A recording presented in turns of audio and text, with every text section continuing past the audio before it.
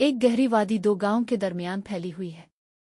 दोनों देहात के मकीन रोजाना इस खतरनाक खाई को देखते हैं जो इन्हें अलग करती है।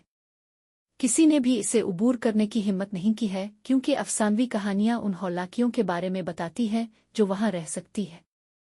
तमामतर इंतबात और आम कुफर के बावजूद फ्रेडरिक नाम का एक आजिज बढ़ई है।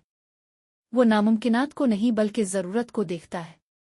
देहात एक दूसरे के लिए अजनबी बन गए हैं और इससे दोनों तरफ की तरक्की और जिंदगी की राह में रुकावट पैदा हुई है। एक दिन फ्रेडरिक ने फैसला किया कि ये दोनों जहानों को जोड़ने का वक्त है। इसके औजार और उसकी सख्ती के सिवा कुछ नहीं, वो काम पर लग जाता है। दिन ब दिन अब गैर वाज़े आदमी को अपने बड़े प्रोजेक्ट पर सर झुकाए और पूरी तवज्जो के साथ काम करते हुए देखते हैं। गांव के लोग इसे शक और तंज की नज़रों से देखते हैं।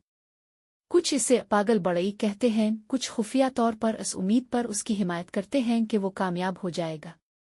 साल गुजरते जाते हैं और तरक्की सुस्त होती है, लेकिन फ्रेडरिक हिम्मत नहीं हारता। वो पिल बनाता है, एक वक्त में एक टुकड़ा, हर तख्ता, हर शहतीर उसके जरिए ही मुसल्लत ढांचे में दाखिल किया जाता है। और फिर एक वाज़े मौसम बहार के दिन पिल बिलाखिर मुकम्मल हो गया है। मुहतात कदमों के साथ फ्रेडरिक इमारत को उबूर करने वाला पहला शख्स है।